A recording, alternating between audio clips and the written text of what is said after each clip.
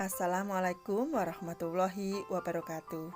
Aksi nyata modul 1.4 Budaya Positif disampaikan oleh Yayu Nurhayati, calon guru penggerak angkatan 7. Dengan fasilitator Ibu Sriatun dan pengajar praktek Ibu Nurul Aini. Aksi nyata budaya positif di lembaga saya dengan pembuatan kesepakatan kelas dan pengimbasan budaya positif bagi seluruh warga di TKIT Nurul Huda. Teknis aksi nyata budaya positif yang saya lakukan, yang pertama, membuat kesepakatan kelas yang berpihak pada murid. Yang kedua, pengimbasan melalui desiminasi segitiga restitusi kepada rekan sejawat diawali dengan mengkomunikasikan kepada kepala sekolah sehubungan kegiatan berkolaborasi antara teman sejawat dengan murid. Ketiga, budaya positif sebagai calon guru penggerak, saya melakukan langkah-langkah yang lebih baik. Sebagai aktualisasi dari pengimbasan, saya akan melakukan desiminasi kepada teman-teman sejawat di TKIT Nurul Huda agar budaya positif ini menjadikan peserta didik di TKIT Nurul Huda yang mandiri, kreatif, inovatif dalam proses pembelajaran. Yang melatar belakangi aksi nyata budaya positif yang saya ambil karena masa PAUD disebut juga Taman Indra. Dalam periode ini, jasmani dan indera anak tumbuh pesat. Menurut Ki Hajar Dewantara, peran guru di periode ini terus berupaya fokus pada pemberian akses dan penyediaan pengalaman belajar agar anak makin merdeka dalam mengeksplorasi dunianya.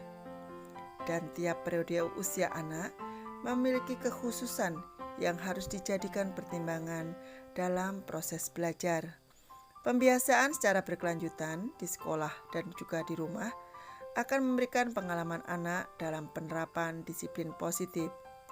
Dengan penerapan keyakinan kelas menjadi salah satu disiplin kelas yang positif yang bisa diterapkan dalam membangun budaya positif di kelas maupun di sekolah. Latar belakang lain yang mempengaruhi aksi nyata modul 1.4 karena budaya positif akan melahirkan murid yang memiliki kepribadian kritis, penuh hormat, dan bertanggung jawab. Kondisi ini sesuai dengan tujuan pendidikan menurut Ki Hajar Dewantara, yaitu menuntun anak dengan skala kodrat yang ada agar mereka dapat mencapai keselamatan dan kebahagiaan baik sebagai manusia maupun sebagai masyarakat. Dalam menciptakan budaya positif di sekolah, membutuhkan dukungan penuh dari murid dengan berkolaborasi antara guru dengan kepala sekolah, rekan sejawat, orang tua, dan lingkungan masyarakat. Budaya positif diimplementasikan murid dengan membuat dan melaksanakan keyakinan kelas bersama-sama murid dan guru akan melahirkan karakter positif yang kuat sesuai dengan pedoman profil pelajar Pancasila. Tujuan aksi nyata yang pertama, menciptakan murid yang merdeka dan disiplin dari dalam diri yang kuat. Yang kedua, memfasilitasi murid untuk dapat menyampaikan aspirasinya dan melaksanakan keyakinan kelas yang telah disepakati atas dasar kesadaran dirinya dengan penuh tanggung jawab. Ketiga, menumbuhkan budaya positif di kelas atau di sekolah dan meyakini nilai-nilai kebijakan universal. Keempat, mewujudkan murid yang memiliki karakter positif sesuai dengan profil pelajar Pancasila. Diharapkan dengan pembiasaan positif tersebut dapat diterapkan baik di sekolah, di rumah, maupun di lingkungan masing-masing. Tolak ukur kegiatan aksi nyata budaya positif yang pertama, terbentuknya keyakinan kelas melalui kegiatan kesepakatan kelas yang dilakukan guru dan murid. Yang kedua, murid dapat melaksanakan keyakinan yang telah disepakati dengan kesadaran diri. Yang ketiga, terwujud pembiasaan baik cerminan profil belajar Pancasila. Lini masa tindakan yang dilakukan. Yang pertama, perencanaan. Akan saya lakukan di minggu pertama bulan Januari tahun 2023 dengan yang pertama, pengenalan budaya positif, membuat kesepakatan kelas dengan murid. Yang kedua, pengimbasan dengan cara diseminasi kepada teman-teman guru di TKIT Nurul Huda. Ketiga, melihat tanggapan dari murid atau penerapan dari kesepakatan kelas pada kegiatan sehari-hari.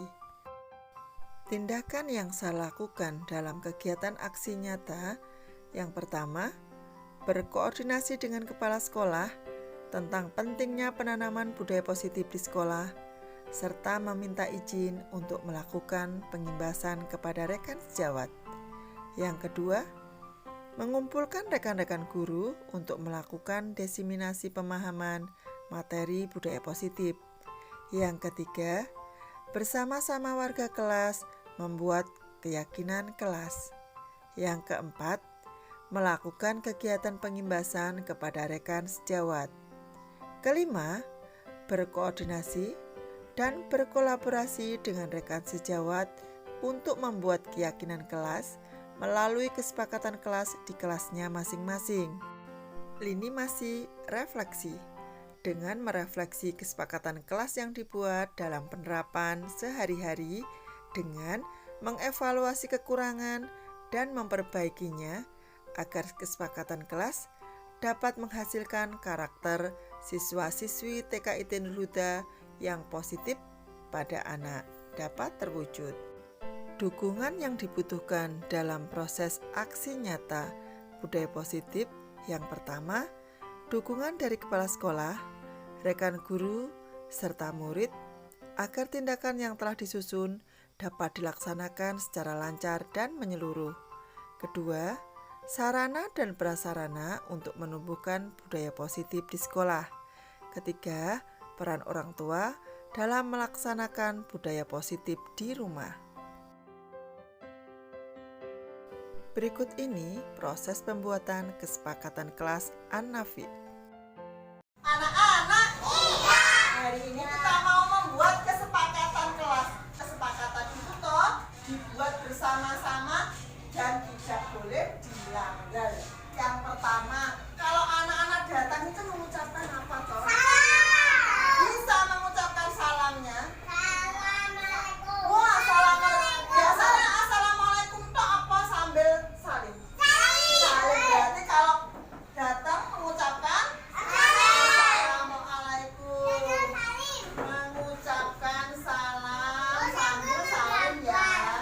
Ya. Yang kedua,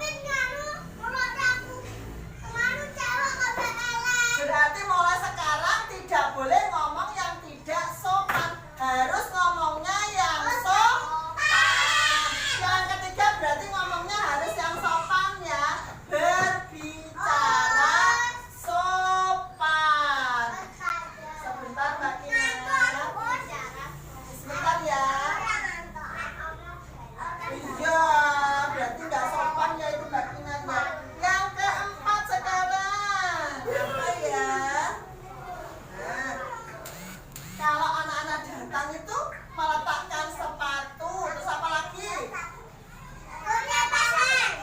Pas datang meletakkan sepatu.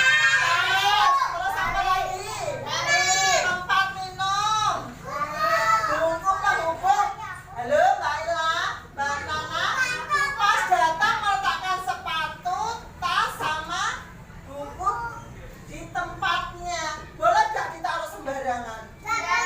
Nggak boleh. Jadi kesepakatan kelas yang keempat, anak-anak kalau meletakkan sepatu di mana Mas David? Di rak sepatu. Mas Nino kalau meletakkan minum di mana? Di tempatnya minum. Kalau meletakkan buku penghubung di mana? Di tempat buku di meja. Kesepakatan kelas yang keempat meletakkan sepatu, botol minum, buku, dan tas di mana nak? Di tempatnya. Tidak boleh sembarangan meletakkannya. Terus yang kelima, habis makan plastiknya taruh mana, sampahin? Tempat sampah. Boleh tidak buang sampah sembarangan. Boleh kalau kotor ada tikusnya. Dan tidak sesuai dengan orang Islam. An-nazafatu minal iman. Kita harus menjaga kebersihan.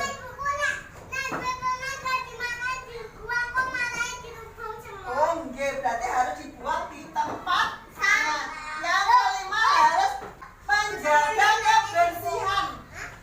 Mas David, menjaga kebersihan Pak Mas Nino. Halo, Mas Nino.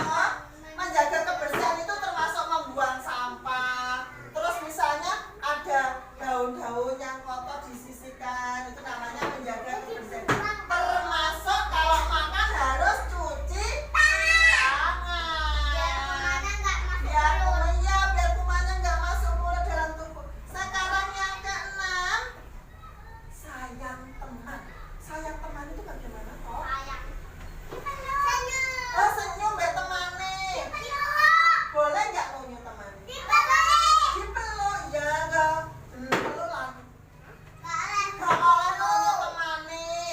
Gak oleh ngelokne kancane. Bare tukaran. Dan namanya sayang teman dan tidak menyakiti. Sayang teman dan tidak menyakiti. Gak boleh nganteng sandal, gak boleh. Terus gebuk kancane gak boleh. Dan yang terakhir, yang ketujuh, anak-anak harus belajarnya sungguh karakter. Pareng boten kalau main sendiri tadi belajarnya senang dan gembira. Temannya lo gak bisa mendengarkan, kira-kira bisa bergembira tidak? Nah, kesepakatan kelas yang kedua belajarnya senang dan bergembira. Berarti gak pareng berhasil. Bisa ya Naya? Ini tadi kesepakatan kelas Anafi ya. Dari proses pembuatan kesepakatan kelas yang dilakukan bersama murid dan guru dengan menggunakan bahasa yang positif, tidak terlalu panjang agar mudah diingat anak. Hasil kesepakatan dicetak dan ditempel pada tempat yang mudah dilihat anak sebagai pembelajaran literasi, juga sebagai pengingat anak akan kesepakatan kelas yang telah dibuat bersama.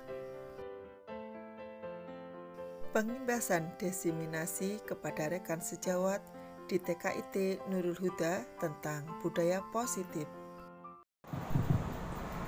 Assalamualaikum warahmatullahi wabarakatuh. Waalaikumsalam warahmatullahi wabarakatuh. Terima kasih kepada teman-teman yang masih meluangkan waktu untuk mendengarkan koneksi materi budaya positif yang akan saya sampaikan di saat istirahat ya, baru pulang sekolah.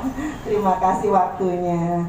Teman-teman, Kali ini saya akan menjelaskan tentang budaya positif dengan keterkaitan antara filosofi Ki Hajar Dewantara, nilai dan peran guru penggerak, visi guru penggerak, dan budaya positif. Filosofi Ki Hajar Dewantara, salah satu tokoh pendidikan Indonesia. Pembelajaran guru adalah penuntun menjadi manusia merdeka sesuai kodrat alam dan kodrat zaman. Ki Hajar Dewantara memberikan tuntunan kepada kita bahwasanya seorang guru itu adalah penuntun.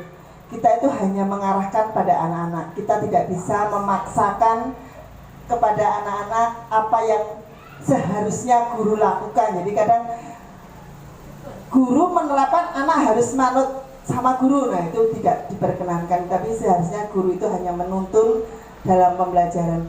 Kodrat alam bahwasanya anak dari lahir itu sudah memiliki sifat, memiliki nilai kompetensi yang berbeda setiap anak. Jadi dia membawa sifat dari lahirnya, kemudian dibentuk oleh keluarga, lingkungan sekitarnya, itu kodrat alam. Sementara kodrat zaman itu bahwasanya kondisi alam, kondisi ketika kita belajar di SD dulu, ketika kita belajar di TK dengan belajar anak TK sekarang itu berbeda.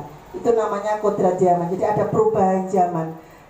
Guru itu harus bisa melihat kodrat alam dari anak dan juga melihat kodrat zaman saat ini dalam pembelajaran. Kemudian kita lebih mengenal dengan semboyan ini pada Ki Hajar Dewantara. Semboyan ing ngarsa sung tulodo ing madya mangun karsa tuturi handayani. Ini lebih ditekankan guru itu seperti tauladan. Guru itu seperti tauladan. Jadi kita kalau di TK, guru itu artisnya anak-anak. Saya yakin itu. Jadi anak-anak itu melihat figur guru di sekolah itu seperti artisnya. Dia itu ingin mencontoh hal yang perfect, hal yang sempurna itu ya guru saya, ya ustazah saya. Jadi kadang misalnya kelas saya itu ada 19 anak. Kita memperhatikan 19 anak. Ternyata anak-anak dari 19 itu memperhatikan fokus hanya ke kita. Misalkan dalam pembelajaran itu kita memberikan pembelajaran tentang menulis, mengenal angka, mengenal huruf. Caranya membuat misalnya garis tegak, kemudian dikasih garis lengkung.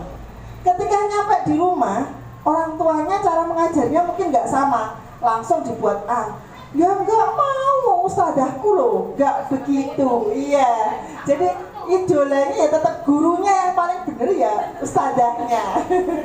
Termasuk misalnya mungkin hafalan atau menyanyi gerakan tari, ustadahku loh, nggak begitu. Jadi anak itu sangat mengidolakan pada kita. Makanya kita itu sebagai figur dari panutan, figur dari yang diartiskan, yang diidolakan anak-anak, hendaknya menjaga dari perkataan, sikap, dan tingkah laku kita, karena secara langsung atau tidak itu akan dibawa anak, dicontoh anak dibawa pulang. Sama halnya ketika anak-anak masuk sekolah pertama, dia membawa figur dari orang tuanya, figur dari lingkungan di rumahnya.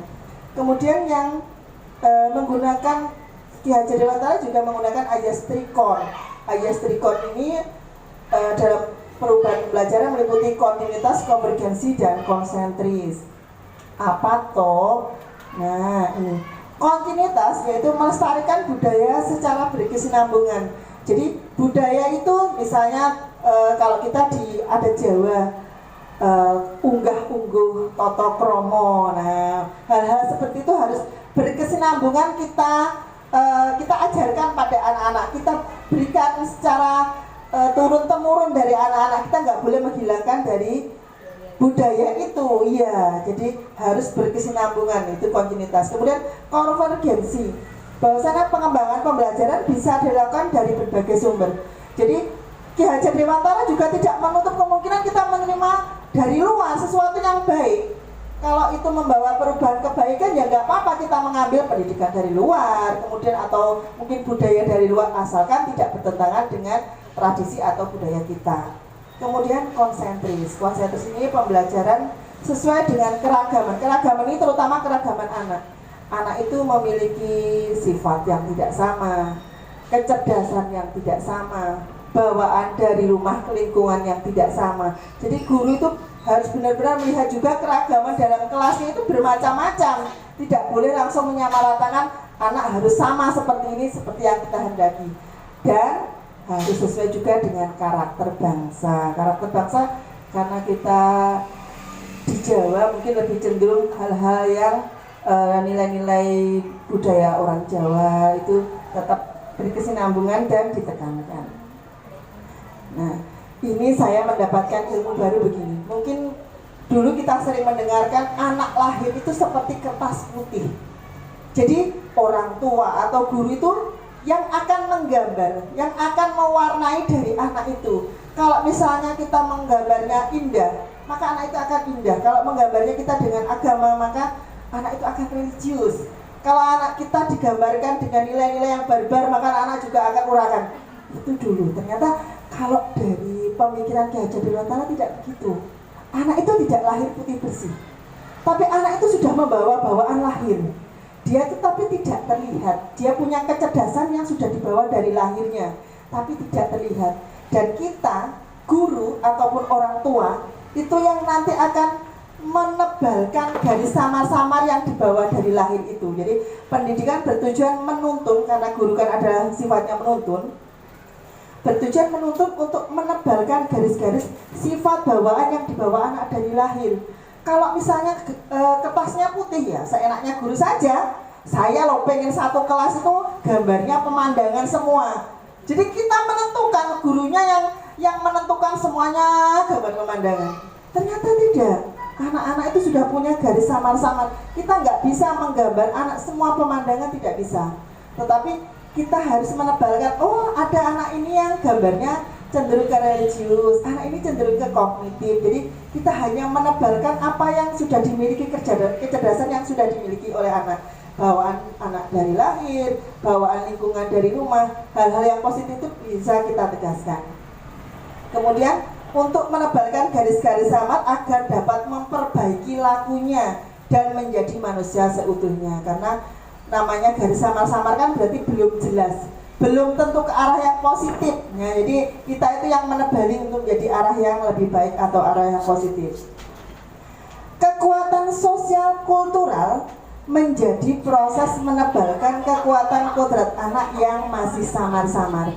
Jadi lingkungan di rumah, kemudian lingkungan masyarakat, termasuk juga lingkungan di sekolah, itu sangat mempengaruhi anak-anak tebalnya seperti apa. Mungkin kalau lingkungan rumah atau lingkungan sekolahnya itu tidak begitu religius, maka juga mungkin anak juga akan seperti ini. Nah, inilah kekuatan kultural sosial yang dibutuhkan untuk menebalkan garis anak-anak. Ki Hajar Dewantara mengibaratkan guru itu seperti petani. Misalnya saya seorang petani, saya menanam padi Bramo dan menanam padi Bengawan. Jadi ketika saya nanam padi Bramo, tidak mungkin padi yang saya panen itu baunya harum seperti beras Bengawan.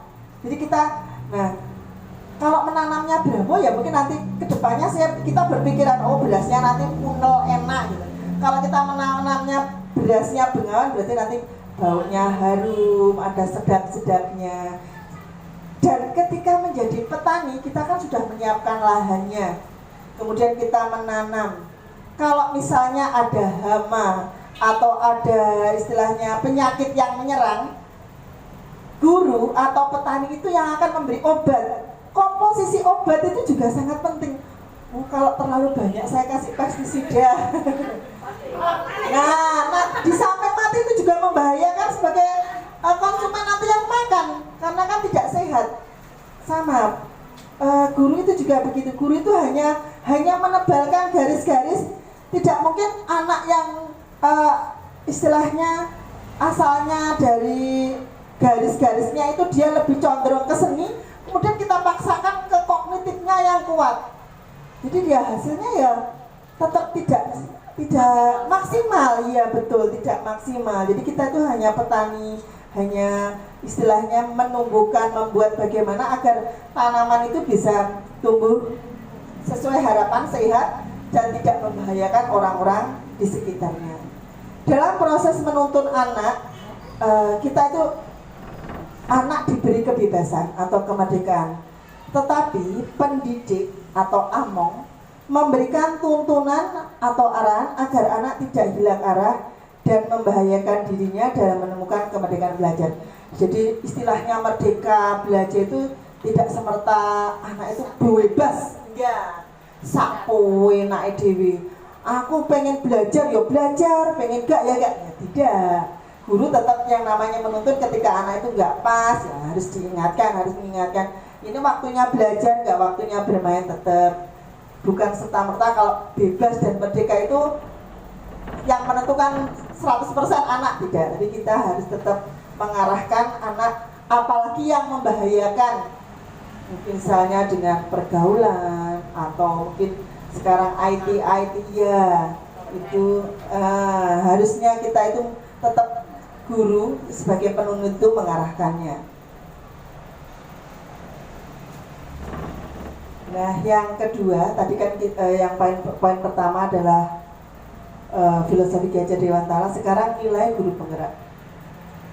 Nilai guru penggerak ini bisa juga dimiliki oleh nilai guru-guru yang lain.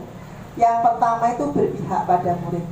Seperti yang di filosofi Ki Hajar Dewantara kita menebalkan garis anak, bahwasanya pembelajaran itu ya seharusnya bermanfaat bagi anak, sesuai dengan kebutuhan anak, sesuai dengan meningkatkan potensi yang anak berikan, bukan pemaksaan dari guru atau mungkin pemaksaan kurikulumnya harus bisa berhitung 1 sampai 50. Jadi kita paksakan di kewajannya, itu nggak bisa.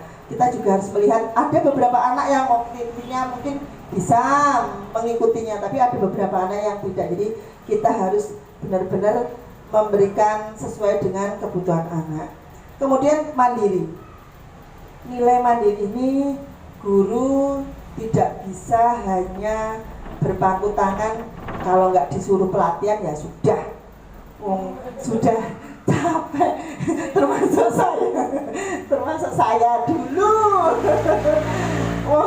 Pulang sekolah nilai itu loh wis, kok wis siang. Iya, nyampe rumah pekerjaan rumah wis. Nah, bagaimana guru mau mendapatkan ilmu kan begitu ya. Sekarang saya dibangunkan untuk ayo harus mandiri. Harus mengikuti pelatihan-pelatihan secara mandiri. Ini bisa secara webinar atau secara langsung, misalnya mungkin di dekat-dekat kita ada pelatihan-pelatihan. Kemudian iya, belajar dari YouTube itu sekarang banyak. Kemudian dari internet, Aplikasi PMM. betul ya. Ada yang sudah menggunakan aplikasi PMM, Bu? Baru satu. Oh, baru satu. Ada yang lain? Ilmunya banyak. Oh iya, betul, itu termasuk salah satu nilai guru belajar mandiri itu dengan PMM. Tapi jangan sampai seperti saya, dilihat YouTube-nya harus benar-benar dicermati juga. Nah, dari internet, karena kita itu loh kita kadang lihat mau belanja di Shopee itu tidak lihat kuota ya, tapi kalau mau belajar itu loh kok kuotanya nanti berapa ya, kan itu juga harus menyeimbangkan. Jadi kesadaran dalam diri untuk mandiri mendapatkan ilmu agar pembelajarannya lebih baik. Kemudian reflektif. Reflektif ini bisa dilakukan setelah selesai pembelajaran atau mungkin secara berkala. Reflektif ini bentuk evaluasi kita, misalnya hari ini pembelajaran saya, kenapa yo hari ini kok banyak anak yang mengerjakannya kok biasanya itu lo rapi, kok nggak rapi, ada apa? Oh ternyata tadi terlalu banyak materi yang menulis atau menebali, akhirnya anak-anak itu jenuh. Akhirnya kita bisa mengambil istilahnya kesimpulan ataupun besok berarti dikurangi dulu menebalinya dengan cara yang lain, kegiatan yang lain, agar anak-anak itu nggak jenuh. Kalau reflektif yang berkala itu bisa kita lakukan misalnya sambil curhat-curhatan atau bergosip pria di kantor itu. Kemarin kelasnya sama gimana toh Mbak? Misalnya sama-sama TKA-nya. Roza kok bisa mewarnanya bagus? Ya Nafik lo kok mewarnainya kok. Nah, padahal terus dikasih pelan-pelan ya panggil jembret, kenapa ya? Mungkin dari curhat-curhatan, dari ngobrol itu akan muncul evaluasi atau perbaikan yang bisa kita lakukan. Kemudian kolaboratif. Kolaboratif ini bekerja sama, bisa dengan teman-teman satu sekolah, dengan saya misalnya di kelas ada 2 orang guru, kita berkolaborasi dengan teman di kelas, teman di sekolah, di luar sekolah, ataupun seperti yang kita lakukan kemarin. Kita kemarin kan kunjungan, berarti kan kita juga berkolaborasi dengan instansi yang lain. Jadi itu bentuk pembelajaran juga dan menyenangkan. Misalnya kemarin kita melakukan kunjungan ke Polsek dan Koramil. Itu kita belajar di sana, ada literasi, anak mengenal kata polisi. Kemarin juga anak-anak disuruh membaca namanya Pak Kapolsek. Nah itu kan bentuk literasi. Kemudian di sana anak-anak malah belajarnya secara langsung. Apa saja toh alatnya polisi, apa saja toh alatnya tentara, bagaimana kondisi tempat kerjanya polisi, tentara. Jadi anak-anak belajar, tetapi gak nulis. Jenuh ya? Oh kita saja loh kalau disuruh gitu ya ngantuk. Butuh suasana yang lain. Nah, dengan kunjungan kita kerjasama dengan instansi lain, itu salah satu bentuk kolaboratif agar pembelajaran itu bisa diterima anak dengan menyenangkan. Kemudian inovatif. Inovatif ini adalah ada mungkin ada masukan inovatifnya seperti apa kalau yang di Nurul Huda yang pernah dilakukan Ibu? Iya, monggo.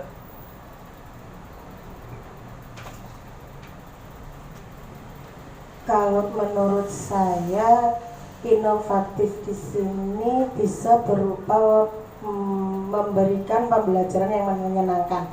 Contoh, biasanya kita monoton di dalam kelas. Suatu saat kita mengajak anak-anak belajar di luar kelas dengan materi yang sama, namun mungkin lebih menggunakan benda nyata. Jadi tidak monoton di kelas. Kita bisa membuat model pembelajaran yang lebih menyenangkan atau membuat media pembelajaran yang berbeda dari biasanya. Itu saja. Terima kasih. Terima kasih Bu Arif. Iya, jadi inovatif itu banyak hal-hal yang bisa dilakukan tidak hanya di kelas ya Bu ya. Bisa dengan seperti yang kemarin itu kunjungan atau mungkin pembelajaran di luar kelas. Nah, terima kasih Bu Arif. Nah, sekarang kita mau mengenai peran guru penggerak terutama. Yang pertama yaitu menjadi pemimpin pembelajaran. Semua guru itu di kelas itu sudah menjadi pemimpin pembelajaran karena guru itu pasti sak males-malesnya guru itu pasti akan menyiapkan bukunya anak nanti apa. Sak malas-malasnya guru untuk melihat kurikulum itu paling enggak dia nanti kira-kira materinya yang tak bahas apa ya. Jadi dia tetap dia itu akan menjadi pemimpin pembelajaran. Dia akan mengondisikan dalam kelasnya mulai penilaiannya, menyiapkan materi, menyiapkan kurikulumnya, bahkan mungkin media-media apa nanti yang akan digunakan. Kemudian yang menjadi coach bagi guru lain, ini kita bisa menjadi berbagi ilmu, berbagi seperti saat ini itu salah satu bentuk coach kepada teman-teman. Mungkin saya kekurangan dalam bidang seni tari, saya bisa belajar tari dari Ustazah Arif. Saya mungkin kelebihannya ngomongnya banyak. Bisa saya sampaikan di sini agar teman-teman tuh belajar ngomongnya bisa banyak seperti saya. Jadi kan setiap orang itu kan saling melengkapi seperti anak-anak ya Bu. Seperti murid-murid kita itu juga memiliki kecerdasan yang beragam. Guru itu juga begitu. Guru itu juga punya kecerdasan yang beragam-ragam. Ustazah Anita mungkin pandai membuat media pembelajaran.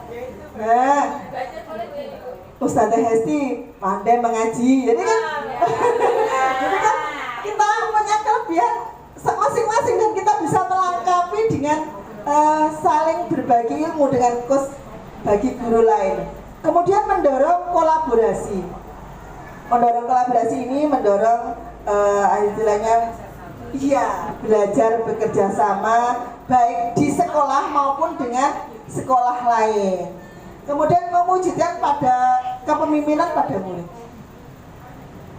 Diharapkan atau istilahnya yang sesungguhnya itu menciptakan pembelajaran yang mendidik anak itu menjadi pemimpin, calon-calon pemimpin. Pemimpin itu nggak usah muluk-muluk jadi pemimpin bangsa, pemimpin istilahnya masyarakat, enggak. Pemimpin dirinya sendiri itu sudah luar biasa, apalagi di TK. Memimpin dirinya sendiri, misalnya anak dibiasakan datang sudah tahu mana tempat sepatu, mana tempat tas. Itu dia memimpin dirinya sendiri, tidak tergantung pada orang lain. Atau mungkin memimpin doa dalam kelas ketika piket, kemudian upacara. Sekarang kita di semester 2 ini juga belajar pramuka itu apa namanya? Prasiaga. Dengan kegiatan prasiaga, hari Senin kita upacara itu bentuk-bentuk mewujudkan kepemimpinan pada murid. Kemudian menggerakkan komunitas praktisi. Ini bisa keaktifan kita di IGTKI ataupun di PGRI bagi teman-teman yang aktif di organisasi tersebut. Visi guru penggerak. Visi guru penggerak adalah representasi tentang bagaimana murid kita di masa depan. Jadi guru dalam mendidik anak itu jangan berpikiran, saya misalnya mengajar di TKA, yang penting anak saya mengenal angka, mengenal huruf, lulus TK, ya sudah. Tapi tidak seperti itu pemikirannya. Nanti anak saya sekarang TK, berarti 5 tahun ke depan, 10 tahun ke depan, seperti apa ya persaingannya, apa ya dibutuhkan. Oh ternyata tidak hanya mengenal angka saja, tidak hanya mengenal huruf. Anak itu butuh mentalnya yang kuat, anak itu butuh budaya positifnya yang kuat. Jadi kita siapkan dari sekarang. Jadi kita berpikirnya jauh ke depan, tidak hanya 2 tahun atau mungkin nanti kalau TKB sudah ada gurunya yang ngurusi sendiri, saya nggak usah mikir.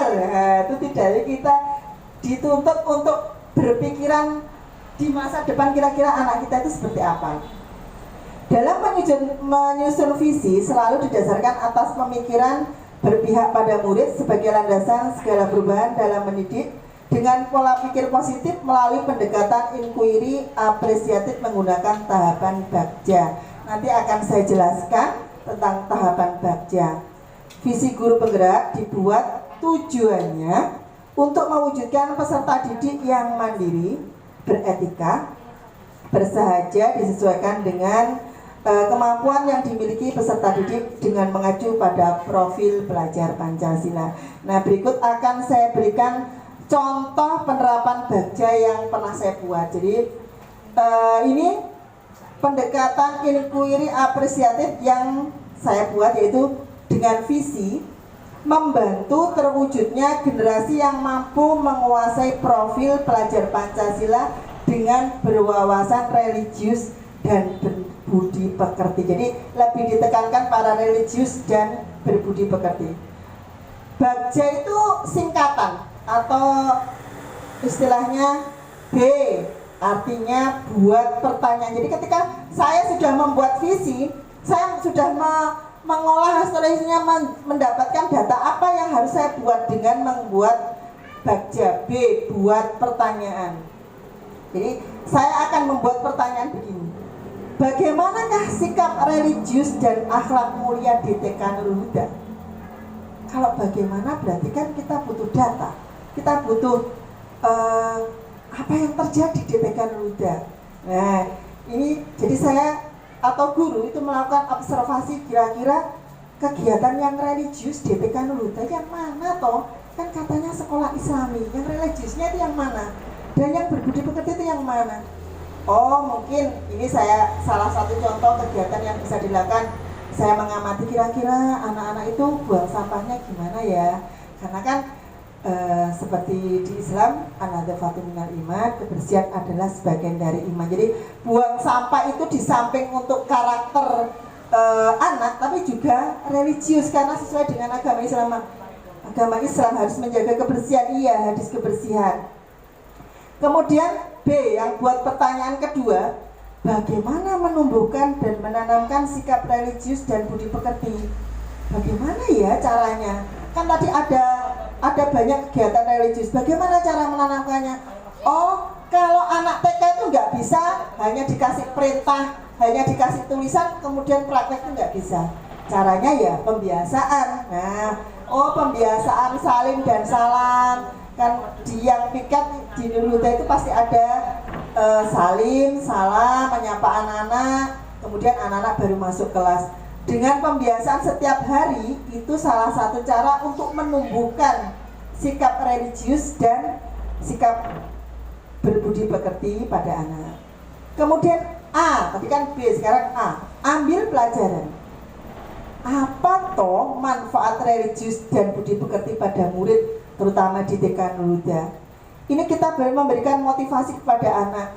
Apa toh manfaatnya? Misalnya kalau saya memberikan contoh kegiatan konkret yang dilakukan itu, kalau pas sholat duha biasanya, pas sholat duha itu karena kan ustadzahnya banyak, kita bisa menerapkan ini. Diberi, nah ustadzahnya duduk, jadi anak-anak bersalamannya juga harus duduk. Itu satu, melatih budi pekerti. Kalau orang Jawa kan istilah unggah-ungguh toto kromonya, nah toto kromonya diatur. Dan bersalaman itu juga ada religiusnya, kegiatan setelah sholat duha religius, kemudian dibarengi dengan budi pekerti. Dengan pembiasaan itu anak-anak nanti tidak hanya diterapkan di sekolah, tapi nanti ketika ngaji di TPA atau mungkin pengajian di rumahnya atau di tetangganya ada pas salaman, orang itu lebih tua, berarti kalau di sekolah saya itu saya harus nunduk, nggak boleh sambil berdirinya. Itu pembiasaan-pembiasaan itu bisa dibawa ke lingkungannya. Kemudian ambil pelajaran yang kedua, apa manfaat religius dan budi pekerti pada murid? Memberi motivasi anak penting belajar agama. Jadi karena kita sekolahnya berbasis agama, jadi apa toh pentingnya belajar agama? Kenapa kita harus belajar agama? Kenapa kita harus religius? Ada surga, ada neraka, ada kebaikan, ada keburukan. Jadi hal-hal seperti itu kita tanamkan pada anak-anak. Kadang karena kesibukan orang tua di rumah, jadi hal-hal yang pembiasaan sepele yang seharusnya bisa diterapkan di rumah itu tidak tercover. Akhirnya orang tua juga gitu. Pon us nderekaken mawon kula. Nah. Kula pasrah us pun nderekaken. Untuk kekurangan yang ada di rumah itu menjadi tanggung jawab kita ya, karena kita sekolahnya berbasis agama, memang istilahnya menawarkan kepada wali murid kita mampu untuk memberikan hal-hal religius yang belum tercover di rumah itu gitu loh.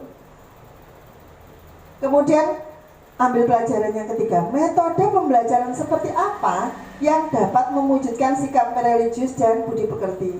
Metode pembelajaran sama seperti yang tadi. Kalau di TK itu belum bisa main istilahnya, ayo kamu harus praktek, kamu dapat tugas seperti ini, belum. Tapi cenderung anak itu tidak terasa dipaksa, tapi menjadi rutin dilakukan itu dengan pembiasaan. Misalnya ketika kita kan di Nurul Huda pagi itu ada belajar mengaji.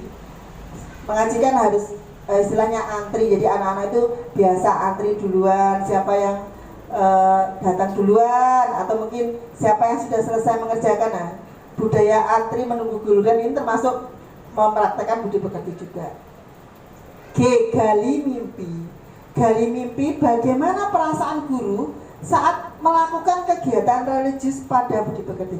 Kalau guru melihat muridnya ikut seperti arahan kita, kira-kira perasaannya gimana, Bu?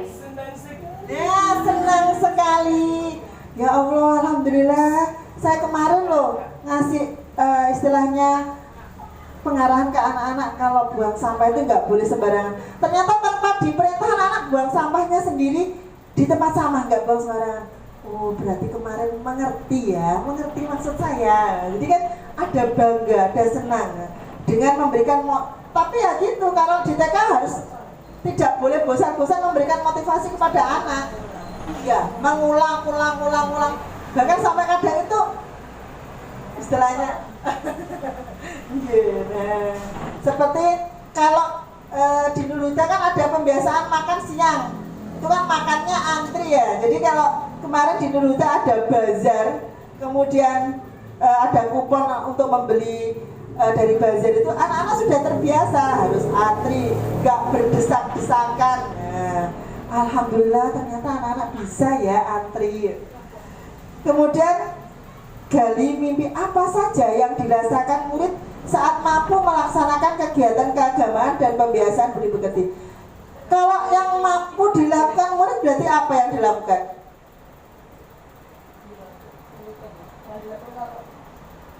Kalau antri dia bisa antri. Kalau pengen tahu apa yang dirasakan anak berarti? Tanya jawab. Iya, tanya jawab atau mencari informasi pada murid. Tanya jawab. Kadang kan gini, kita tidak membayangkan anak itu berpikiran seperti itu. Misalnya gini, loh kenapa toh kok nggak buang sampahnya yang dekat sini, buang sampahnya kok jauh. Ada yang bilang, nggak mau tempat sampahnya itu loh sempit, buang itu mesti jatuh-jatuh. Ada juga, nggak us aku sambil agak jauh biar lihat kelas lain. Kalau menurut saya gini, dekatnya kantor itu kan tempat sampahnya kan bisa dipijak sama kaki kan. Nah, kok tempat sampahnya di kelas tapi kok keluar Thomas masuk. Enak, iso mangap. Katanya gitu. Jadi bisa buka sendiri setelahnya. Enak, pakai kaki ini iso mangap dewe menurut tempat sampahnya. Jadi kan kita juga butuh informasi. Kadang kita nggak membayangkan di kelas itu sudah disiapkan tempat sampah. Kok senengannya belayu? Apa anak ini senengannya keluar ya? Ternyata dia punya alasannya sendiri ya, sepele. Iya. Ada juga yang aku pengen lihat kakak di sana lo belajar apa. Kadang kita nggak merasa pemikirannya sampai seperti itu ya, sepelenya gitu. Sekarang jabarkan rencana. Apa saja langkah yang tepat yang bisa menumbuhkan kesadaran murid menjalankan perintah agama dan pembiasaan budi pekerti seperti yang kita terapkan di TK kita. Lagi-lagi di TK itu tetap harus pakai pembiasaan. Jadi kita nggak bisa istilahnya guru nggak boleh bosan-bosan ngelengke terus ayo cuci tangan sebelum makan buang sampahnya ya, sampai kadang anak-anak iya ya karena kan gini, dalam satu kelas mungkin yang lain sudah bosan Ustazah ngomong, tapi ada juga yang belum gitu. Jadi tetap diulang pembiasaan. Misalnya ini dengan memimpin doa di depan kelas.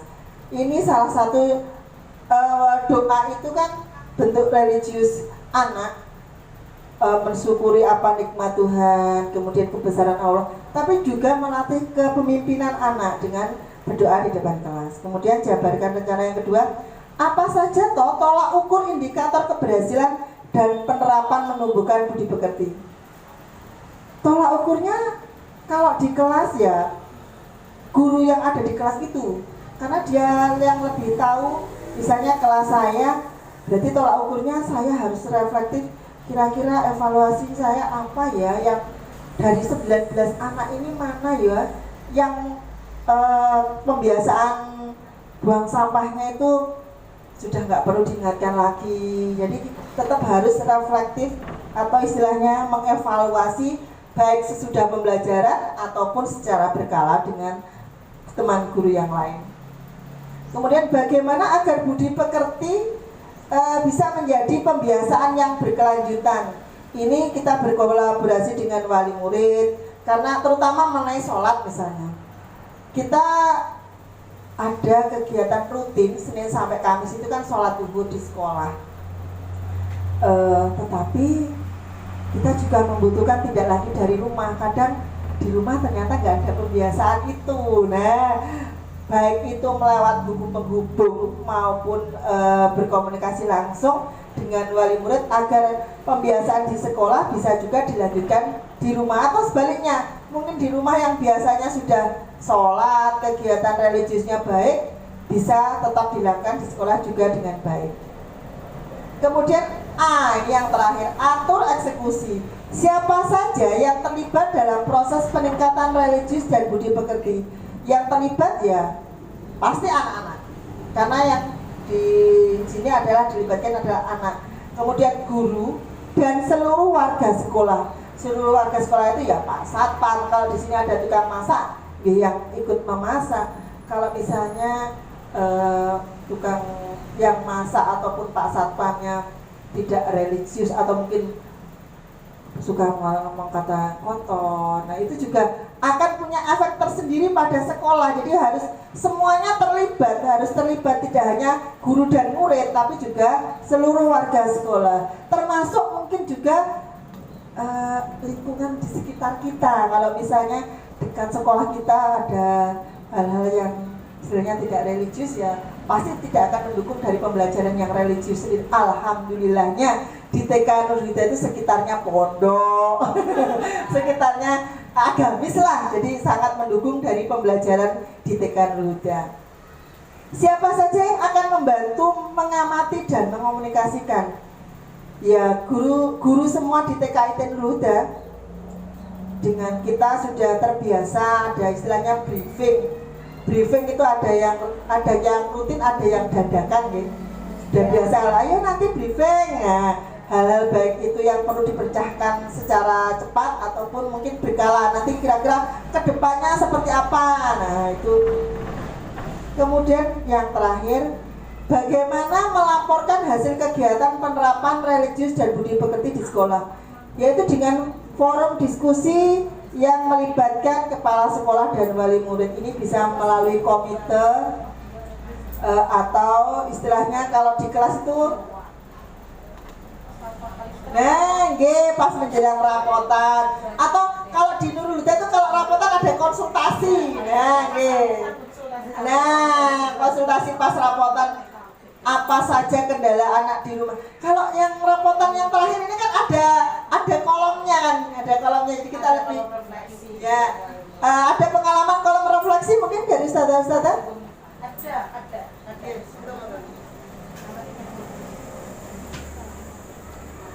Ada di kolom refleksi dari murid kelas saya itu ada beberapa wali murid yang merequest, istilahnya minta kepada guru untuk pembelajaran di semester 2 ini ada penambahan di bidang hafalannya. Ada yang minta seperti itu. Ada yang lebih menekankan request minta di bidang kognitifnya. Ada juga yang menceritakan kegiatan di rumah. Jadi refleksi yang ada di kolom itu isinya macam-macam. Dan keseluruhan mayoritasnya itu request untuk pembelajaran di semester 2 kepada gurunya. Itu saja. Terima kasih. Terima kasih Saudara. Itu loh. Jadi kan bisa melalui WA tadi kalau ada grup paguyuban, tapi juga bisa secara tertulis kalau di kolom reflektif, atau bisa juga pada saat rapotan itu ketemu langsung. Tapi tidak harus nunggu rapotan untuk ketemu atau konsultasi. Bisa bisik-bisik di bawah pohon beringin saat ngantar anak. Atau mungkin akan demitnya sudah kalah sama ibu-ibu. Nah itu tadi contoh kegiatan penerapan metode Bagja dari visi yang dibuat. Jadi bisa agar lebih visinya itu visinya itu terstruktur apa saja toh. Nah, itu kita harus melalui tahapan-tahapan seperti itu. Iya, untuk tahapan Bagja mungkin ada yang ditanyakan? Pas, terima kasih. Jangan khawatir, saya juga sama-sama belajar. Kemudian sekarang budaya positif. Berdasarkan penerapan tahapan Bagja seperti yang saya jelaskan tadi, akan memunculkan pembiasaan yang positif dan disebut juga budaya positif. Pembiasaan positif ini akan secara berlangsung atau secara nggak langsung nanti akan juga memunculkan budaya positif. Budaya positif itu ialah nilai-nilai, keyakinan, maupun kesepakatan dan pembiasaan di sekolah yang berpihak pada murid agar murid dapat berkembang menjadi pribadi yang kritis, bertanggung jawab, dan berbudi pekerti. Ini harapannya murid kalau memiliki nilai budaya positif. Budaya positif akan menciptakan lingkungan positif sehingga melahirkan karakter murid yang positif. Ini pokoknya sing apik kok. Muridnya apik, gurunya apik, hasilnya apik. Nah, kan maunya seperti itu. Karena ada istilah begini, ada salah satu teori dari Stephen R. Covey itu bahwasanya kalau kamu tuh hanya ingin melakukan perubahan yang istilahnya memperbaiki saja, ya sudah perbaiki aja berkala. Tapi kalau ingin memperbaiki secara keseluruhan, itu ya harus fundamental memperbaiki anaknya dari dalam, dari karakter dari dalam dirinya. Disiplin positif. Nah, betul. Anget, apalagi jamnya di sekolah itu loh. Berapa jam? Maksudnya ngeten. Kita menerapkan budaya positif di sekolah A, B, C, D. Begitu pula di rumah tidak sinkron gitu. Karena kan ada beberapa wali murid yang ketika setelah berkomunikasi, Bu nanti biar sinkron dengan sekolah kegiatan ini, oh ya diterapkan. Tapi ada juga yang kula pun kuwesel nek nyambut gawe kok malah dikei. Nah, wong tujuane kula nyekolahne anak kula niku lho, kula pasrah ustadzah kok malah kula dibebani kan. Ada juga yang wali murid gitu. Jadi di sekolah sudah positif, begitu pulang ambil ya kembali ke sekolah lagi, dibenahi lagi, ambil lagi. Tapi insya Allah dari pengalaman saya, seambiar-ambiarnya gak nemen-nemen lah, masih ada bentuknya. Nah, gitu. Alhamdulillah ya. Dan saya punya pengalaman gini. Kadang ada wali murid itu yang sama sekali tidak punya nilai religiusnya, saya istilah abangan gitu. Agama mboten sepinten ngertos, sholat itu juga tidak, ngaji mboten saged. Terus anaknya tujuannya disekolahkan ke sini, tujuannya baik. Aku pengen anakku aja sampai kayak aku, gitu kan, gitu. Terus begitu disekolahkan di sini, dikasih arahan religiusnya A, B, C, gini-gini. Pulang, orang tuanya kadang lupa kalau anaknya tadi disekolahkannya agama, ngomongnya istilahnya iso, atau mungkin waktu puasa Ramadan gak puasa, waktu sholat ya ayahmu gak sholat. Nah, ayahnya lupa meskipun awalnya niat menyekolahkan Nurul Huda itu dia pengen anaknya religius, tapi dia lupa. Terus di rumah diingatkan anaknya, katanya ustadzah loh, ayah suruh sholat. Tapi alhamdulillah, meskipun dari rumah ambiar, balik ke sekolah positif lagi ada, tapi hasilnya anak ternyata juga ada, pasti ada. Meskipun beda dengan yang di rumah itu, di rumahnya sudah mendukung, di sekolahnya mendukung, hasilnya pasti luar biasa. Tapi kalau itu nggak ada tantangannya ya. Kita sangat menghargai orang-orang yang istilahnya dia tahu kekurangannya, makanya dia ingin anaknya jangan sampai seperti saya gitu loh. Banyak contoh kasus murid-murid Nurul Huda yang seperti itu. Istilahnya lah anaknya bowling kayak bapaknya gak tahu sobo masjid ini. Tapi niatnya tuh memang dia ingin anaknya itu jangan seperti saya gitu. Iya, tapi alhamdulillah sembuh kok ya.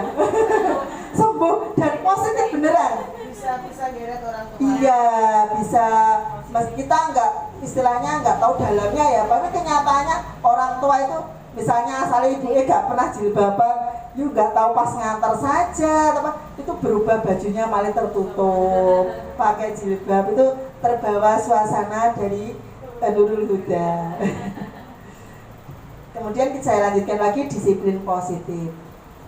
Mempelajari bagaimana cara mengontrol diri, ini lebih cenderung pada dalam diri kita, menguasai diri untuk memilih tindakan yang mengacu pada nilai-nilai dan bertanggung jawab terhadap apa yang dilakukan dengan mendasarkan nilai-nilai kebajikan universal. Disiplin positif ini lebih mengontrol pada diri kita sendiri, mau melakukan itu apa tidak, terpaksa atau tidak. Ki Hajar Dewantara menjelaskan bahwasanya memiliki pemikiran untuk menciptakan murid yang merdeka, syarat utamanya harus disiplin yang kuat. Padahal kan merdeka, gak oleh diatur-atur, gurunya gak oleh ngatur muridnya, gurunya hanya menuntut, kok harus disiplin yang kuat. Nah, ternyata Ki Hajar Dewantara menjelaskan disiplin yang di sini kalau dirinya itu bisa dirinya sendiri, dari dalam dirinya anak yang disiplin itu bisa menggerakkan hatinya, itu loh merdeka. Gak diperintah sama orang lain, gak diperintah, iya, kesadaran diri. Jadi maksudnya itu, jadi merdeka itu syaratnya ya harus punya disiplin yang kuat. Kalau nggak disiplin yang kuat, berarti dia sebenarnya belum merdeka. Dr. William Glasser dalam teori kontrol bahwasanya setiap tindakan pasti memiliki tujuan, baik itu negatif maupun tindakan positif, pasti memiliki tujuan. Baik itu tujuannya itu politik, tujuannya itu menyenangkan orang lain, atau tujuannya itu bahkan istilahnya menyakiti orang lain, pasti punya tujuan. Teori kontrol berhubungan dengan pengendalian tingkah laku manusia, kita sendirilah yang mengendalikannya. Jadi saya mau mendekati Ustazah Hesti, karena kan Ustazah Hesti satu kelompok sama TKA, jadi nanti kalau pekerjaan kelas saya ada yang susah, saya tinggal tanya. Dia punya, saya dari awal sudah punya tujuan. Ya, aku mau wakil ngambil Ustazah Erna. Ustazah Erna nanti takoni loh. Itu kan pasti kita punya tujuan gitu loh. Itu tindakan loh. Jadi tindakan itu tidak hanya tujuan, itu tidak hanya yang positif saja. Ternyata negatif semua elek itu loh, ya ini tujuan nih.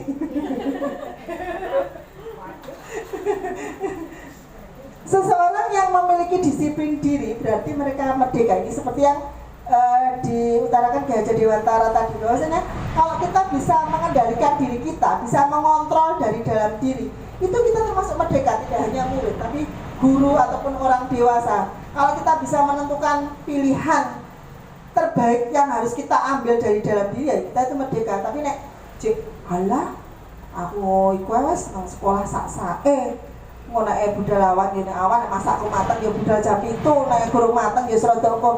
Itu berarti kita belum merdeka. Kita masih belum bisa menata dari dalam diri kita sendiri. Iya, karena dengan merdeka, dengan disiplin dari dalam diri itu akan bertanggung jawab terhadap apa yang dilakukan berdasarkan tindakan pada nilai-nilai kebijakan. Teori motivasi, hukuman, dan penghargaan. Seperti yang saya sebutkan tadi, bahwasanya setiap tindakan itu ada tujuan baik positif maupun negatif. Perilaku manusia juga memiliki motivasi. Ada yang menghindari ketidaknyamanan atau hukuman. Saya datang tepat waktu, ben gak dirasani Ustazah Mita moso bendino nyatet. Saya datang tepat waktu, ben dilem ambek Ustazah Hesti. Ustazah ayo lho mau wadu tepat waktu. Pasti kan ada motivasi. Kemudian mendapatkan imbalan atau penghargaan. Tanya DM itu loh. Kalau datangnya tepat waktu, gajinya saya naik 5.000. Kalau saya datangnya telat, per jamnya dipotongnya 5.000. Jadi aku tak datangnya tepat waktu terus ben gak dipotong. Itu motivasinya. Ya bisa, tiap orang itu punya dia dan itu gak kelihatan loh. Kata sadaya bendino budal isu tiba ya mengharapkan ben gak dipotong. Kan gak tahu. Dalam hati. Hukuman adalah bentuk pengendalian perilaku seseorang yang bersifat memaksa dan menciptakan identitas gagal. Jadi kalau istilahnya hukuman itu cenderung elek ya, cenderung negatif. Misalnya anak datang telat dihukum suruh lari ngitari sekolahan. Jadi kan, atau istilahnya sholatnya anak rame makanya dihukum sholat lagi. Akhirnya dibayang-bayang anak, aku mau dihukum. Sekarang nggak boleh dengan istilah hukuman, tapi konsekuensi. Tapi karena anak-anak sholatnya rame, kalau pengen disayang sama Allah ya harus sholatnya mengulang ya, hukumannya dibuat karena akan istilahnya bersifatnya memaksa. Tapi kalau istilahnya diganti tadi kan sholatnya rame, pengen disayang Allah enggak, kalau pengen disayang Allah ya mengulang. Akhirnya aku lo pengen disayang Allah, aku tadi sayang sama Allah mah, sholatku rame sama ustazah suruh mengulang lagi, hukumannya nggak muncul.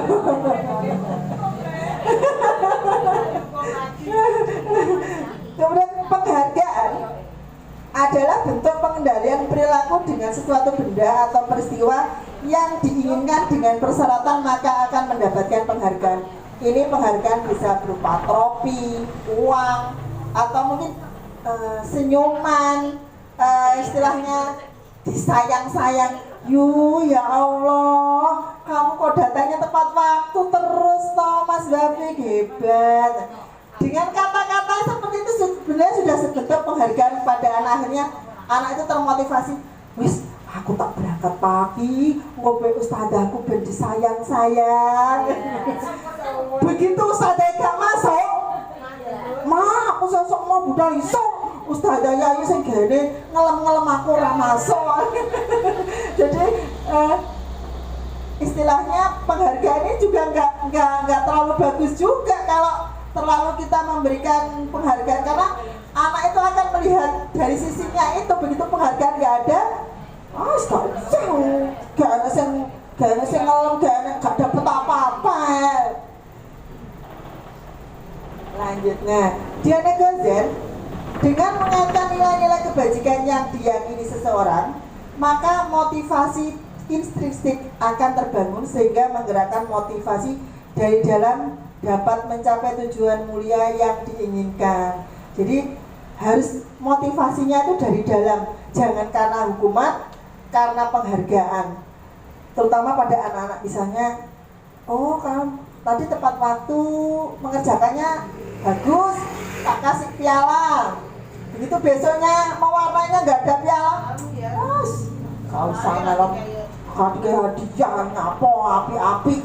Atau kadang gini, karena mungkin setiap lomba dapat piala, begitu ada kegiatannya nggak ada pialanya, halanya apa tuh orang piala nih kok terutama yang kelompok besar, kakak TKB yang sudah mulai bisa berpikir, nyapo api-apian wongkul ora nek piala ae, nyapo api-apian. Karena dia sudah terbiasa, oh nanti nek lomba menang ada piala. Bahkan juga ada istilah gembosi, ora usah api-apian. Karena dia sebenarnya merasa nggak mampu. Jadi ketika ada temannya saya api itu digembosin. Nyapo api-apian ora nek piala. Mang lo hadiahmu sepidol nyapo api-apian. Iya, ada loh sekarang kelompok-kelompok TKB yang sudah mulai berpikirnya mengarah ke dewasa itu seperti itu. Sungana lo apa-apa. Karena mungkin dia sudah terbiasa adanya penghargaan dan hukuman tadi. Jadi kalau nggak ada ya nggak usah. Iya.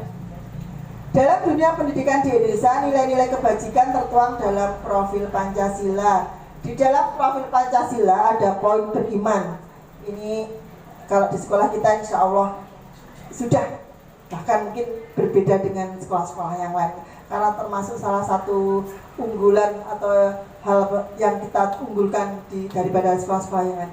Kemudian mandiri, melatih anak untuk mandiri. Melatih anak mandiri mulai dari hal terkecil, memenuhi kebutuhan dirinya sendiri, sampai hal mandiri untuk kedepannya anak, untuk istilahnya anak ketika di masyarakat, anak di rumah, itu kita melatih anak untuk mandiri. Kemudian bernalar kritis.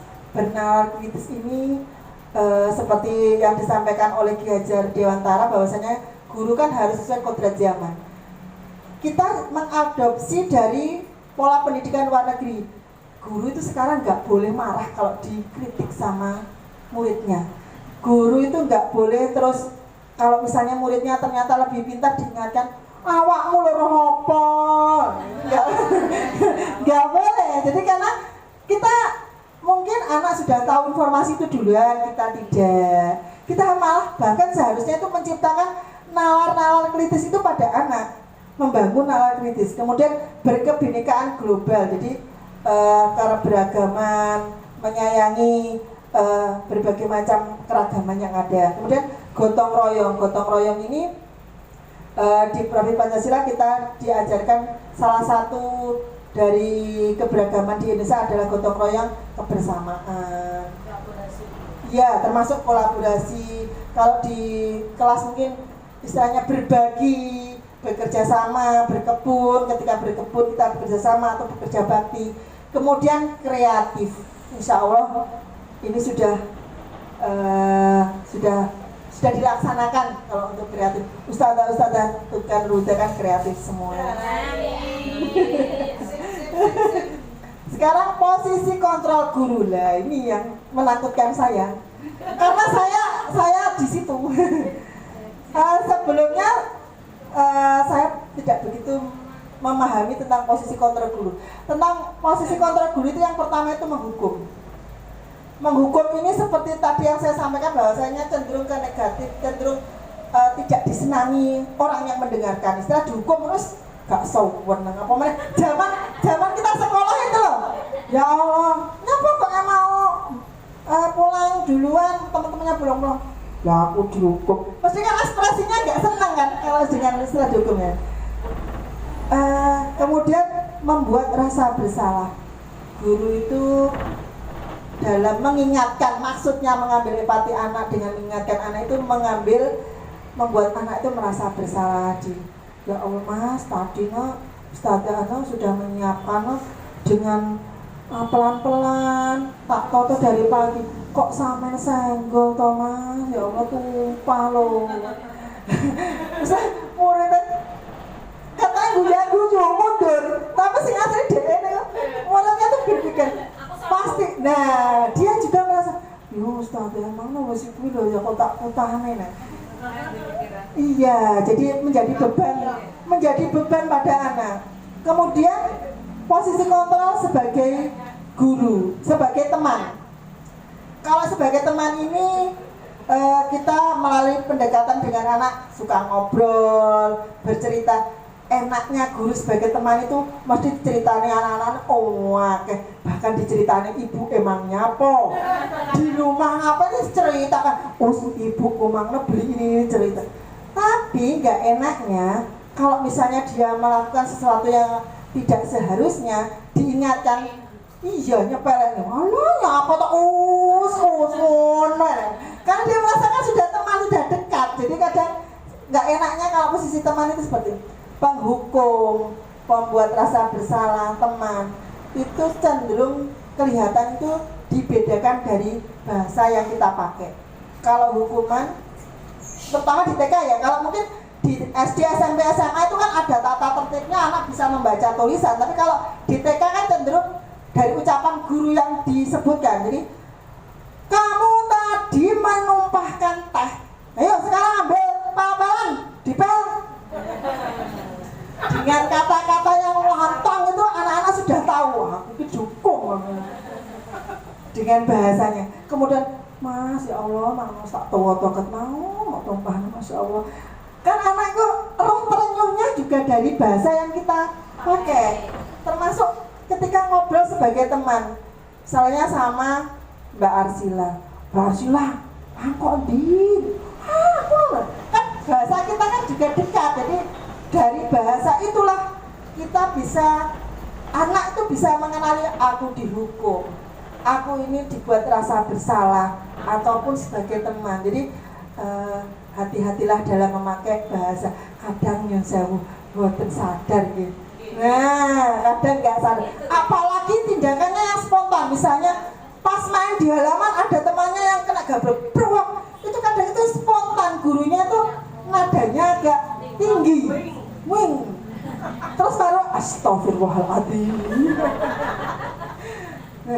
Jadi saya juga belajar mari posisi kontrol guru sebagai penghukum, rasa bersalah itu kita kurangi karena nanti pasti saya masih ingat aku dhisik tahu di sini ini guruku zaman TK apa tuh masih ingat ya. Efeknya itu jangka panjang. Jadi janganlah diingat anak-anak dengan hal yang negatif. Kemudian posisi kontrol guru sebagai pemantau.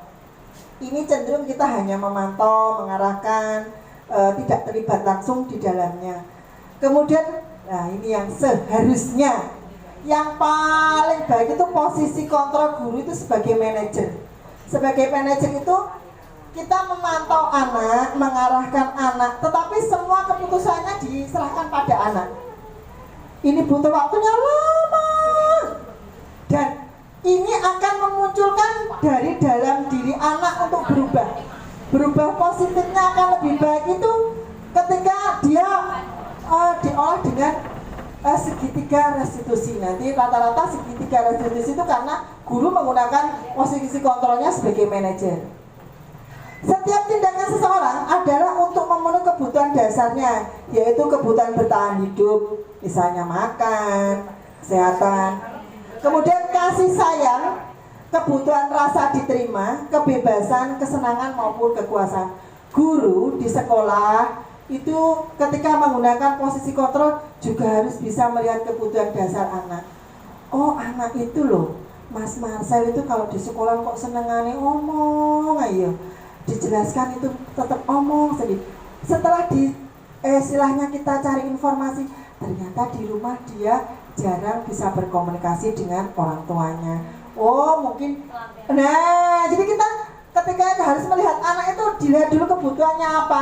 Dia mencari perhatian dengan teman-temannya biar bisa cerita. Misalnya juga, oh Mas Riza di rumah gak boleh kemana-mana, oleh di dalam rumah gak boleh keluar misalnya. Jadi ketika ada sekolah ya senengannya gak beruki kancane nyapa, ya dia cari perhatian. Oh di rumah gak ada siapa-siapa.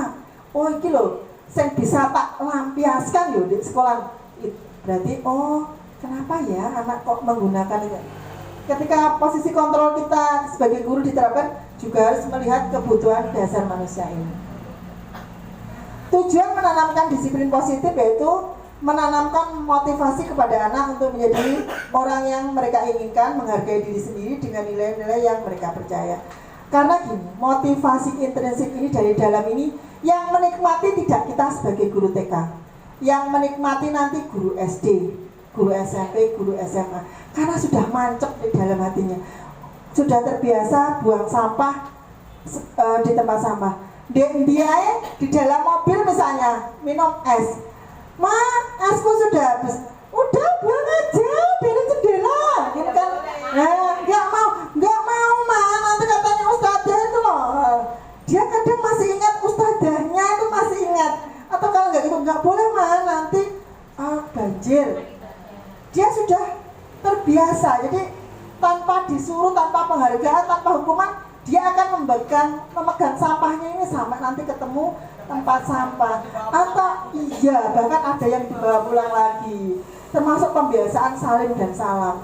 Kalau nggak terbiasa itu ya masuk ya mau masuk Tapi kalau sudah terbiasa dimanapun di tempat, bahkan kadang itu anak-anak nggak menyadari di tempat umum itu ya salam assalamualaikum padahal di kantor karena mungkin dia terbiasa kalau masuk di tempat orang lain itu mengucapkan salam.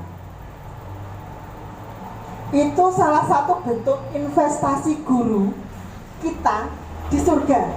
Yakinlah bahwasanya ketika menanamkan budaya positif dalam diri anak itu akan diterapkan sampai dewasa, sampai bahkan tua, dan itulah pahala kita sebagai guru. Anggap saja itu investasi kita sebagai guru. Kemudian keyakinan kelas, nilai-nilai kebajikan universal yang disepakati secara tersirat dan tersurat lepas dari latar belakang suku, negara, bahasa maupun agama. Keyakinan kelas ini berarti yang membuat di kelas, jadi dibuat bersama-sama antara guru dan murid. Segitiga restitusi Ini biasanya kita pakai kalau menggunakan posisi kontrol sebagai manajer. 3 tahapan segitiga restitusi yaitu menstabilkan identitas, memvalidasi tindakan yang salah, dan menanyakan keyakinan. Ini ada 3 tahapan ini. Apakah harus melalui 3 tahapan ini? Iya. Berarti posisi manajer kontrol guru sebagai manajer lama? Ya iya. Dan tidak harus diselesaikan dalam satu waktu. Misalnya hari ini kejadian, bisa diselesaikan minggu depan, 3 hari lagi, nggak masalah, asalkan mencapai suatu hasil kesepakatan. Konsekuensi pilihan jalan keluar kepada pelanggan. Konsekuensi itu misalnya anak-anak sudah punya kesepakatan kelas. Dalam kesepakatan kelas, kalau setelah bermain itu harus dirapikan. Kemudian anak-anak tiba-tiba ternyata gak dirapikan, dipanggil. Konsekuensinya loh, kesepakatan kelasnya gimana? Ya dirapikan ya, berarti dia harus melakukan konsekuensinya, tapi istilahnya bukan dihukum, tapi konsekuensinya ya harus mentaati dari aturan kelas itu.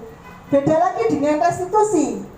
Kalau restitusi itu mengajarkan murid untuk mencari solusi, memecahkan masalah, dan membantu murid berpikir tentang orang seperti apa yang mereka inginkan. Jadi ini cenderung lebih dalam lagi daripada konsekuensi. Jadi dia memecahkan, ben aku eleng terus habis main itu mengembalikan tuh gimana ya, memecahkan masalahnya dari dalam diriku.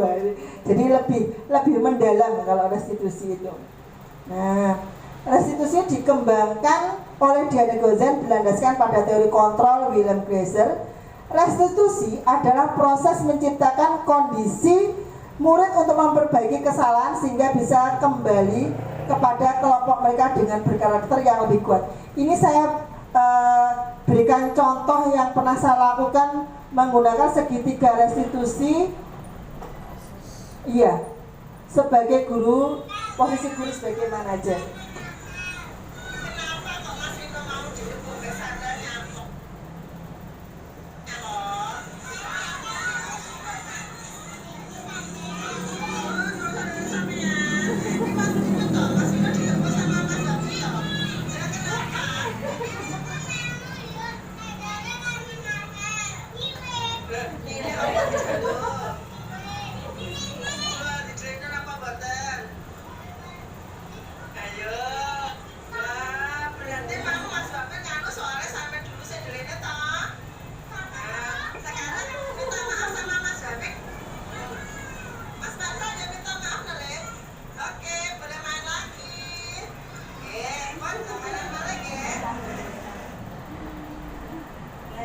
Ini setelah beberapa berikutnya baru diambil segitiga restitusinya.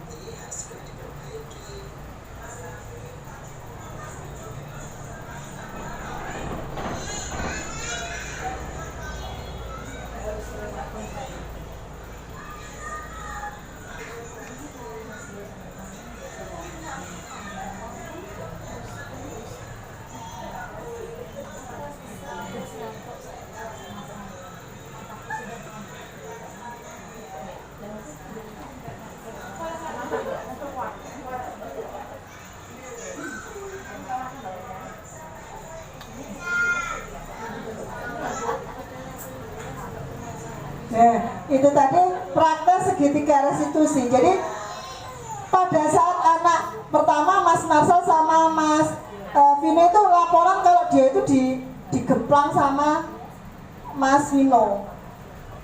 Ternyata kita tidak serta-merta langsung, Mas Wafik nih, sampai kok gemplang? Nggak boleh langsung gitu, kita tanya dulu Mas Wafiknya. Nah, ditanya, ternyata versinya Mas Wafik beda lagi. Sing gemplang dudu aku, sing garai soalnya Mas Vino sama Mas Marcel duluan. Kemudian saya tanyakan lagi kepada Mas Vino, bener nggak? Karena pada saat itu posisinya Mas Wafik itu masih marah gitu. Jadi belum bisa diambil untuk istilahnya didamaikan. Besoknya Mas Wafik itu membuatnya masuk. Berarti selang berikutnya baru bisa mempraktekkan segitiga restitusinya. Jadi tidak harus dalam satu hari itu, bisa berselang berikutnya. Itu tadi salah contoh segitiga restitusi. Coba dibayangkan setiap kegiatan kita menggunakan itu. Wah, Oh, tapi hasilnya luar biasa. Itu investasi kita. Sekarang hari ini tadi Mas Marcel itu ternyata itu nganu bahana, kita nggak tahu nganu bahana. Roro nangis sendiri ya. Terus karena tipenya Mas Marcel itu kan lama gitu loh untuk bisa memaafkan. Tiba-tiba langsung bahana aku minta sama Ustazah Arif langsung, oh berarti dia masih mancep. Kalau melakukan kesalahan itu, meskipun dia tidak saat itu langsung mau minta maaf sama Mbak Hana, ditutup nosek nangisnya dulu. Selesai dia nangis, dia mendatangi sendiri Mbak Hana. Mbak Hana, aku minta maaf, aku mau daduk nih. Alhamdulillah ternyata hasil segitiga restitusi saya kemarin tuh mulai kelihatan. Semoga ke depannya ya. Tapi gini waktunya lama. Hal menarik yang di luar dugaan dari video yang saya lihatkan tadi bahwasanya anak itu ternyata paham memakai segitiga restitusi, dan anak-anak itu dengan bahasa sederhana itu tahu dari dalam dirinya mana kesalahan yang istilahnya bisa istilahnya diperbaiki, dan hukuman atau manajer itu yang mana yang lebih baik. Anak itu lebih mengenal ternyata kalau pakai manajer. Cuma ya lamanya itu loh. Semoga bisa. Amin. Pengalaman dalam penerapan budaya positif, bahwasanya yang seperti saya sebutkan tadi membutuhkan waktu yang lama dalam memecahkan masalah, tetapi hasilnya akan lebih panjang dan tidak mudah terpengaruh pada hukuman maupun hadiah. Jadi Mas Marcel tadi minta maaf sama Mbak Hana, saya yoga masih hukuman, saya juga tidak memberikan penghargaan, tapi dia kesadaran sendiri minta maaf. Mungkin ini bisa berbagi kepada teman-teman untuk bisa diterapkan, bahwasanya kalau memakai segitiga restitusi itu kita harus memperhatikan komunikasi yang tepat dengan anak, agar anak itu mengerti bahasa kita dan kita bisa memahami anak. Kemudian kedekatan atau kepercayaan. Kalau kita nggak dipercaya sama murid, maka anak itu nanti nggak akan cerita. Ketika ada masalah ya menang mawon. Kemudian juga harus memperhatikan psikologi anak, kapan kita harus berbicara dan kapan tidak. Mungkin itu saja yang bisa saya sampaikan. Ada pertanyaan?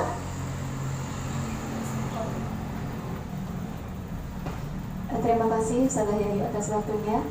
Yang mau saya tanyakan, ketika ada masalah dengan murid, seorang guru itu menerapkan posisi kontrol ya. Kemudian dalam menerapkannya posisi kontrol, apakah harus satu posisi kontrol saja atau boleh dikombinasi dengan yang lainnya? Terima kasih. Terima kasih Ustazah Hesti. Iya, dalam posisi kontrol ini, posisi kontrol sebagai manajer itu sudah merupakan kolaboratif antara pemantau dan teman. Jadi bisa sebenarnya, tapi kalau hukuman dan membuat rasa bersalah sebaiknya kita hindari, jangan kita pakai. Tapi kalau memantau atau sebagai teman atau mungkin kolaboratif antara teman dan pemantau bisa, ya itu pasti bisa. Alangkah baiknya manajer, semangat manajer, makanya alangkah baiknya itu posisi sebagai manajer. Saya juga belajar dan kita harus belajar. Ada lagi pertanyaan? Bagaimana Bu Esti? Puas kan? Terima kasih sudah terpuaskan. Monggo. Ya, terima kasih. Ustazah Yayu tadi kan menjelaskan tentang kesepakatan kelas. Yang ingin saya tanyakan, dalam membuat kesepakatan kelas itu, apakah boleh sama satu sekolahan gitu selama kan boleh tidak? Terima kasih Ustazah Roma. Iya, namanya juga kesepakatan kelas, jadi harus dibuat di kelas sesuai kesepakatan kelas antara guru dan murid di kelas tersebut. Tetapi ternyata kok ada kesamaan dengan kelas lain, ya enggak, buat nopo-nopo, asalkan sudah terpenuhi dari kesepakatan kelas itu tersendiri. Jadi kadang nih, ya namanya anak-anak kebutuhannya mungkin hampir sama, meskipun tidak sama persis, tapi tidak apa-apa asalkan kebutuhan kelasnya terpenuhi. Ya, ada pertanyaan lagi? Alhamdulillah, terima kasih. Mungkin bisa saya simpulkan bahwasanya guru itu seharusnya, alangkah lebih baiknya memiliki kontrol sebagai manajer. Karena kita mengharapkan 10 tahun, 20 tahun ke depan itu anak-anak yang bisa merubah dunia, tidak hanya berperan. Dengan apa? Dengan budaya positif yang kita terapkan saat ini. Tanpa melihat hukuman dan tanpa melihat penghargaan, anak akan berbuat baik, anak akan berbuat positif dengan kondisi dari dalam dirinya. Kemudian yang pasti, yakinlah kita sebagai orang Islam bahwasanya hal yang positif itu akan menjadi investasi kita di surga nanti, bekal guru sebagai guru. Terima kasih pada teman-teman. Mohon maaf kalau ada salah-salah. Saya tutup. Wassalamualaikum warahmatullahi wabarakatuh.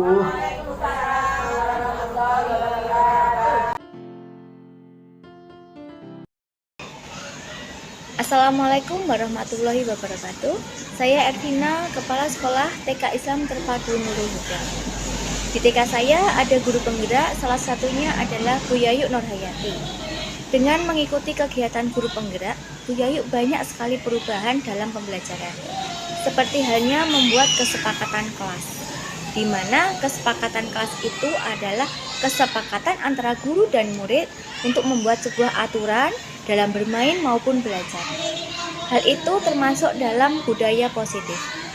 Maka dari itu saya sangat bangga sekali dengan banyaknya perubahan guru penggerak dari Bu Yayu Nurhayati. Terima kasih. Wassalamualaikum warahmatullahi wabarakatuh.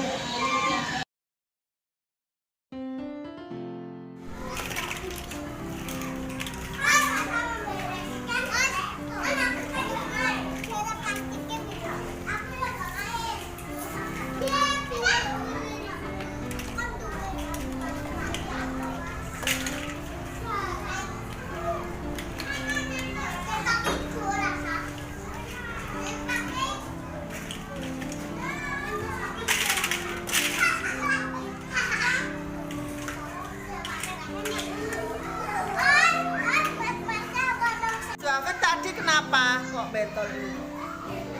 Kenapa? Tak tanya Mas Wafik dulu. Tidurnya di lantai kamar Faru. Saya tanya Mas Wafik. Mas Wafik, didaduk nih apa kedaduk Mas Faru? Didaduk nih saya sekarang Mas Faru tak tanya. Mas Faru kenapa tadi? Aku nggak tahu jalannya. Kenapa kok jalannya nggak tahu? Aku lagi di sana. Oh, gak sengaja gitu toh. Nah, Mas Vino tahu toh. Mau nangisnya nyapo Mas Faru? Saya ganti tak tanya Mas Faru. Mas Faru nangisnya nyapo? Lah kok nangis sih nangis kok sampean? Wong sing tiba Mas Wafik, sing sakit Mas Wafik kok sing nangis buanter Mas Faru. Kenapa? Astagfirullahaladzim. Kaplok ambek Mas Wafik. Oh, padha sampe yo ngaplok. Astagfirullahaladzim. Yo. Parang mboten ngono kuwi Mang Mas Wafik. Mas Waro, parang mboten. Ngeblok aku.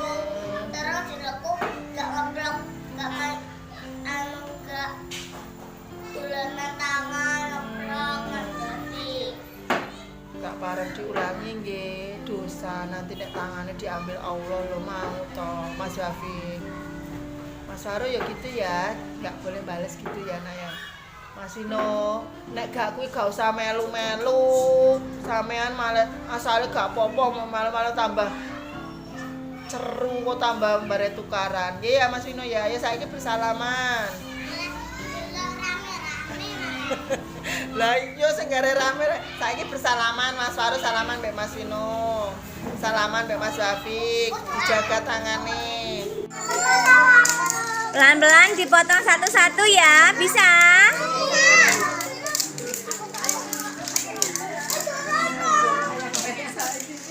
Saiki ki nanti kapan lagi? di sana. Bisa?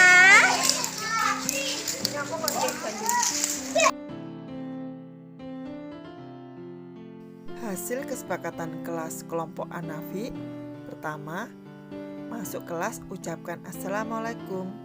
2. Tertib meletakkan sepatu, tas, botol minum pada tempatnya. 3. Merapikan mainan selesai digunakan. 4. Menjaga kebersihan lingkungan, pungut sampah, dan buang pada tempatnya. 5. Mengikuti kegiatan sekolah dengan senang gembira.